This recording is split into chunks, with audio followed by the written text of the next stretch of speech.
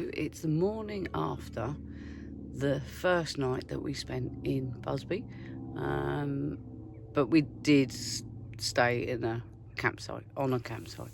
It was lovely, down in the New Forest, Holmesley campsite, well worth looking up if you're in the area. The New Forest is a lovely place to go anyway. But yeah, for the first night I felt very safe, very secure. Yeah, it wasn't as bad as what I thought it was going to be. Obviously I did have my anxieties and fears of how it would be. The dogs were fine. They slept all night, didn't bat an eyelid really, which was good.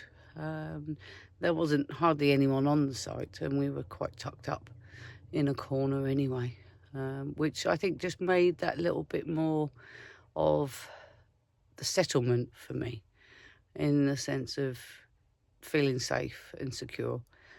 So yeah, it was a good thing. I would probably use campsites more than doing the wild camping. I think, especially just for now, just to get used to how it is and how the van is, and routine, because you still got to have some routine, especially with the dogs, because they still expect their breakfast and get up early and all that lot. So yeah, it's good for them to keep into a routine, and for us as well.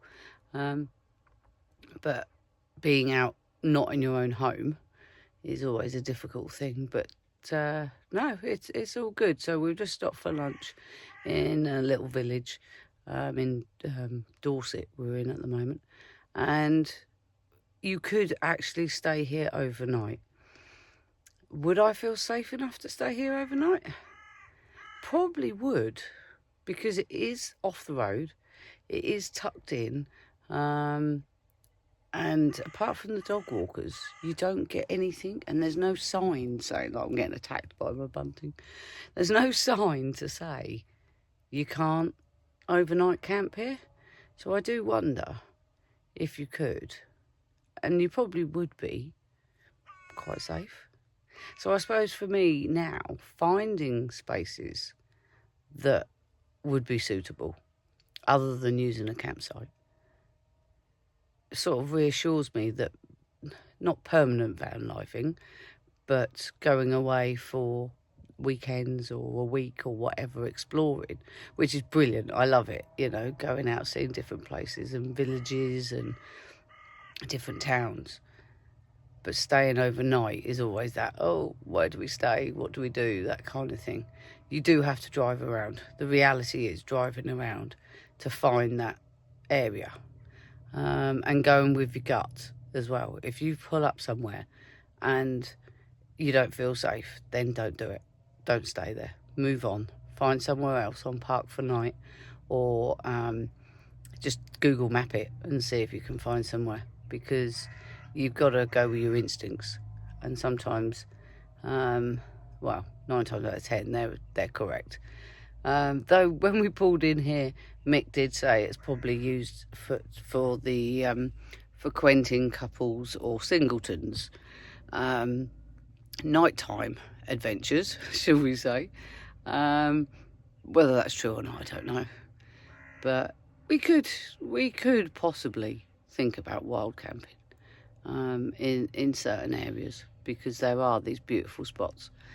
And yeah, just looking out over the greens, over the trees, over the hills, it is very calming, and it is nice.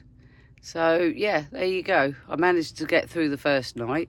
Obviously we're going to be on a meet-up site this weekend, so I won't be doing any sort of campsite or wild camping or anything, potentially. Oh, hello. Didn't want to do that.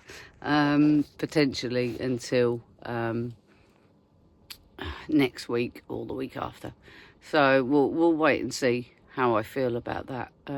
If we can find because it's the money as well, if we can find a decent, cheap enough place to stay, campsite, then you justify it. You think, well, it's worth paying that money. We went to Burley yesterday, and at Burley Park you can pay £15 to stay overnight. And I'd have paid £15 to stay overnight there. It was all in a quiet area, fenced in, that kind of thing. Mick was a bit more like, I wouldn't pay £15 because there's no facilities. Whereas the campsite we paid last night was a bit more than £15, but at least we have facilities. So you do have to weigh up what you need, what you like, what you don't like, what you do need, don't need, that kind of thing. I mean, we're self-contained anyway, so we could manage completely off-grid. But again, it's the security side of it. So we'll see. We'll see what happens. Give it a shot. See how this weekend goes as well. But I must admit, October is cold. I don't know how people van life permanently in the winter. It's a bit testing for me, but because of my health, I feel the cold anyway. So we'll see. But no, thank you for catching me on this little update. And I'll keep you posted on how I've been and how things have been in the future. So yeah, thank you very much. Oh, now I've got to figure out how to press the button. New phone, new camera. I don't know what I'm doing.